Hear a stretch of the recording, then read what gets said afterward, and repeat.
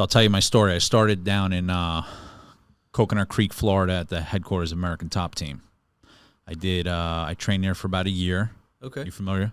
Well, the gym's no longer American Top Team, but that's where I started earlier this year, was with them. Yeah, we Fantastic. started to train because of her at Atlas. It's now Atlas. Atlas training team in Fort Lauderdale. They're great. They're absolutely great. Yeah. Yeah, phenomenal. So I trained there for about a year. It was actually a little over a year. Professor Bruno Bernino. Okay. He was my first professor.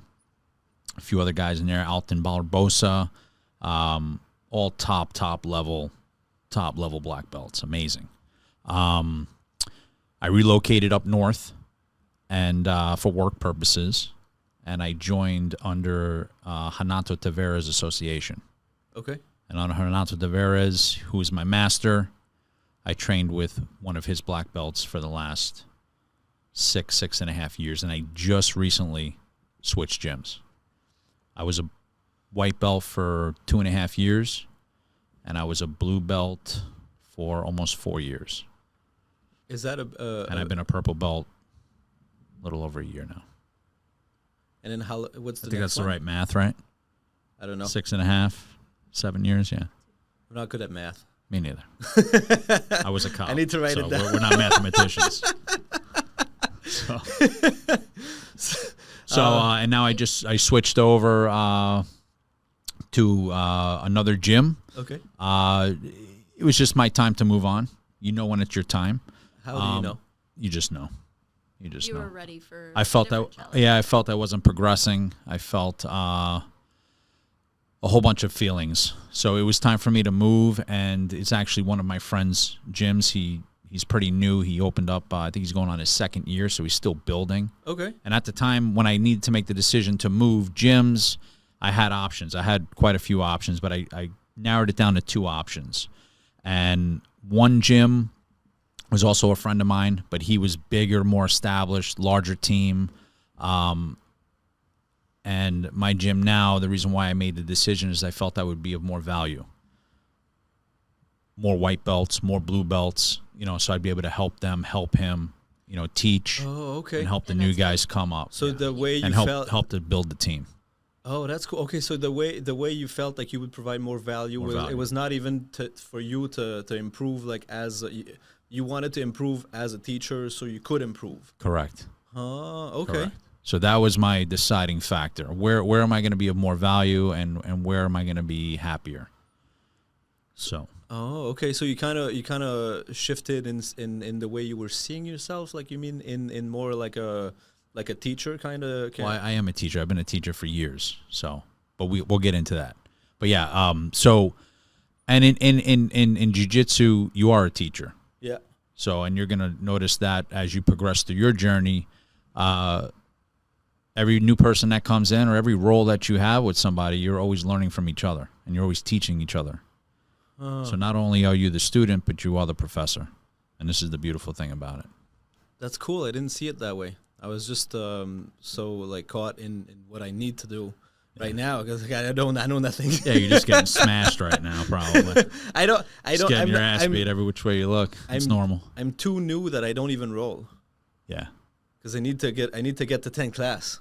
Oh, okay. So they put you to 10 classes. Yeah. Okay. Yeah, before rolling. So that's good. Some do I like 10, it. some do 3. Yeah. I like the 10 because I don't know what to do. Mm-hmm. So it's good because I need the base. So once you start rolling, you're gonna get your ass beat. Of course, yeah. I figured it's gonna be like that for close to a year. Nice. So most people don't make it. Most people quit. So far, it's nice. I don't know. It's cool. I bought some boxing gloves. We're definitely the 1%ers, man. I don't know about that. Because I bought some boxing glove yesterday, and I was so happy about the fucking I didn't even pay for it. They gave me credit. I forgot my wallet because I was like, I went to the thing, and I forgot to buy the gloves, and I was like, oh, shit, I need to buy the gloves. And then so they had some pair over there. I wanted to buy it from there anyway, but I didn't have my wallet, so... But they gave me the credit, and it was cool. But I was super happy. All class, I was like, oh, look at my new gloves.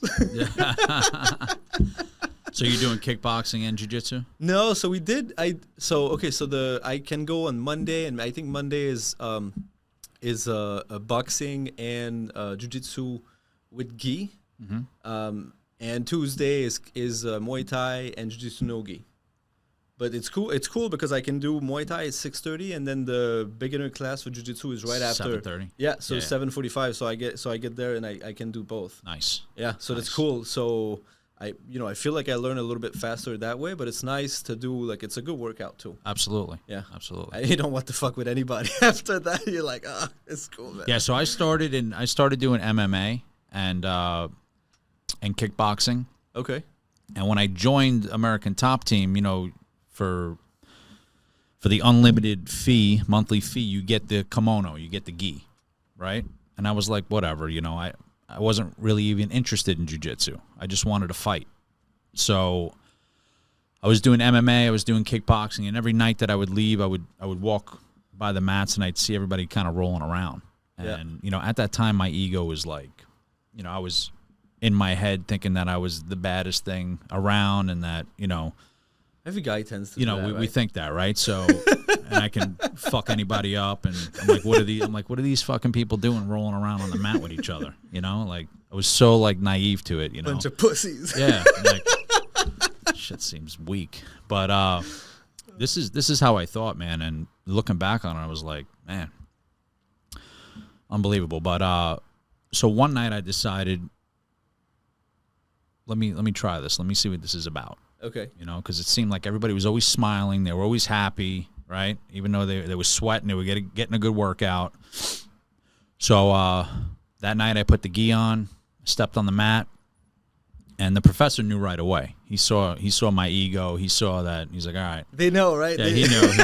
He's like, we're gonna put this guy in check. So he's like, you go with him. And him was like 135 pounds, like 25 years old, and he beat the shit out of me. Much smaller than you are. Yeah, and at that time, like right now I'm 185, but at that time I was big. I was like 228. Oh shit! Yeah, Okay. I was big. So And then how tall are you? Not huge, but I was I was pretty stocky. I'm 5'9". It's fine. Okay. Yeah. So I was much bigger than this kid, Yeah. and he beat the shit out of me. He made me tap probably 6 times. We get up, we end that roll. He's like, all right, now you go with her. Girl. She choked me out. Wrist locked me, arm barred me, triangled me. And, I was immediately humbled, man. Immediately humbled. And from that day, I have not stopped training jiu-jitsu. It's wild, huh? I have not stopped. And my ego, gone. Yeah. Yeah.